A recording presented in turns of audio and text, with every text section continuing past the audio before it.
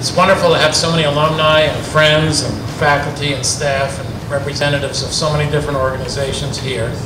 And it's also a special treat to have our board of directors here with us since we're meeting today and tomorrow.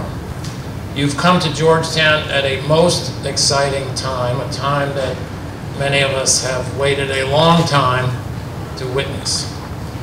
As always, we are grateful to the generosity of both spirit and finance that is making this building possible, and the willingness of everyone who's making this building possible to make Georgetown ever better.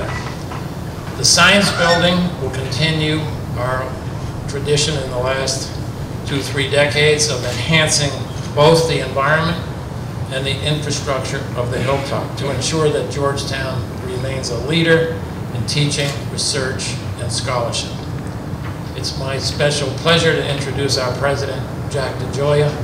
With his team, Jack will ensure that this new science center takes its place alongside all of our facilities, both old and new, in continuing Georgetown's tradition of excellence. Jack.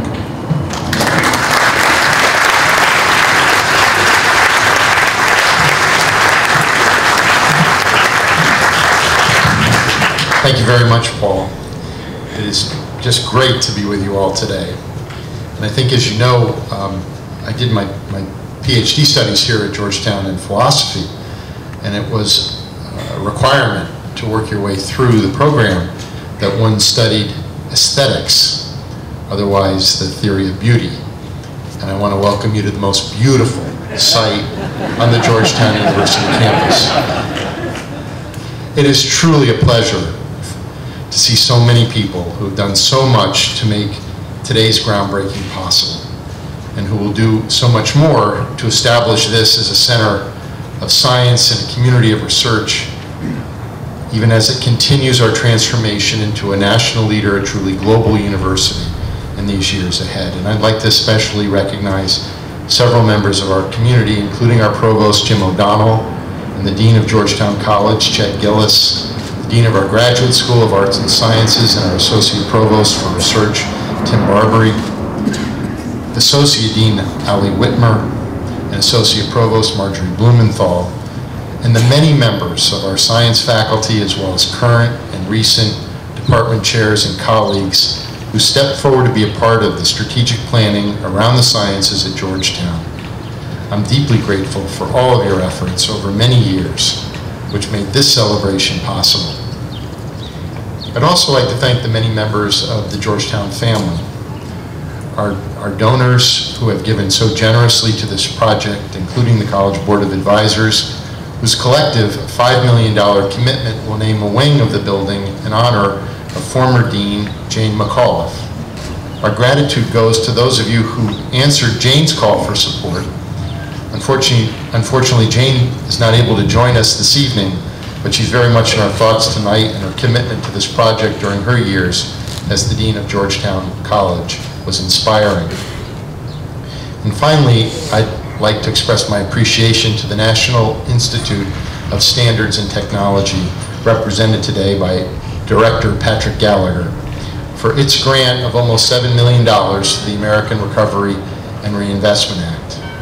In part, we qualified for this stimulus funding grant because this project was shovel-ready.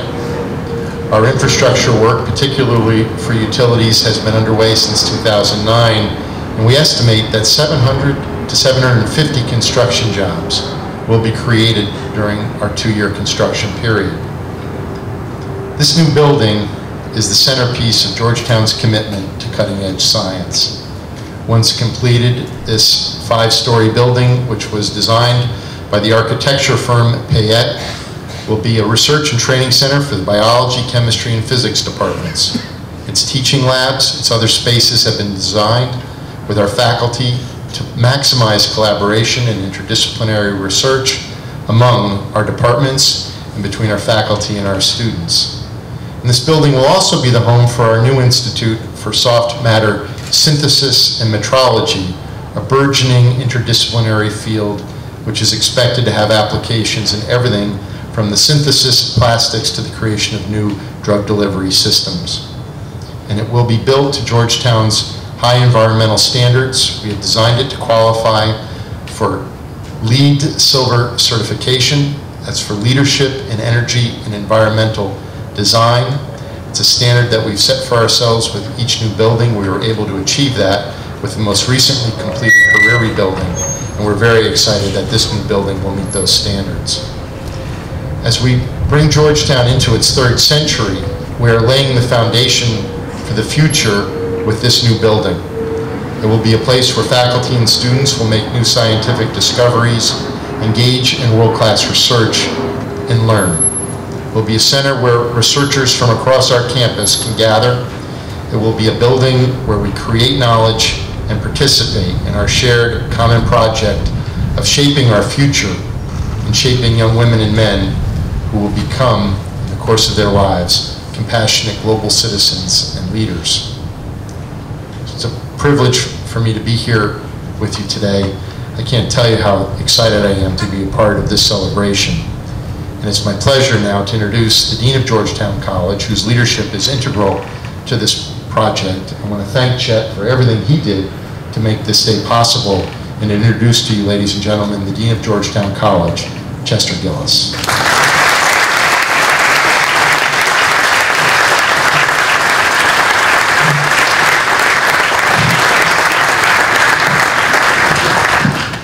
Thank you, Jack. Today is a day to thank, to celebrate, to anticipate.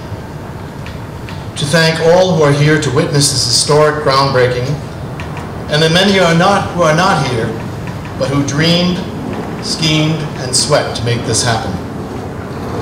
Robert Lawton of the Society of Jesus, Dean of Georgetown College from 1989 to 1999, began planning and fundraising for this building. Jane McAuliffe, Dean of the College from 1999 to 2008, advanced that ambition further and made it a top priority of her deanship. Bob Lawton was known to joke during his tenure that the College of Arts and Sciences had only two weaknesses: arts and sciences. Well, we have advanced the arts with the opening of the Davis Center in 2005, and we will advance the sciences with the opening of this center in 2012. Now I get to share the credit for a work that is almost completely in place before I assumed the dean's position. Many, many others worked tirelessly and with conviction against many odds that this day would come. Development officers, associate deans, science department chairs and department members, finance officers, highly visible and invisible ranks of administrators, faculty, and donors. To celebrate this milestone that the unbelievers thought would never come, but that the believers never doubted, even when this day was far off. Faculty who have worked in less than ideal conditions for years with the promise that this day would come. A generation of students who selected Georgetown, knowing that this building would not be available to them, yet immersed themselves in the scientific disciplines and engaged in research with faculty members who knew that teaching and learning is not dependent upon facilities, though surely learning and research will be enhanced by this new space. To anticipate a future in which science plays an increasing role in the entire curriculum, when tour guides won't have to point to a baseball field, a parking lot, or a pile of dirt, and explain to prospective students that this will someday be the new Science Center. A day when tours linger in the new quad that is a state-of-the-art business school and a state-of-the-art science center, connected to the student center, a new locus of learning and activity on our campus. Many who dreamed the dream have joined us today to smell the scent of moved earth and to celebrate this beginning. I am pleased to introduce Aileen O'Connor Funk, college class of 1977, and the current chair of the College Board of Advisors, who will speak on behalf of donors.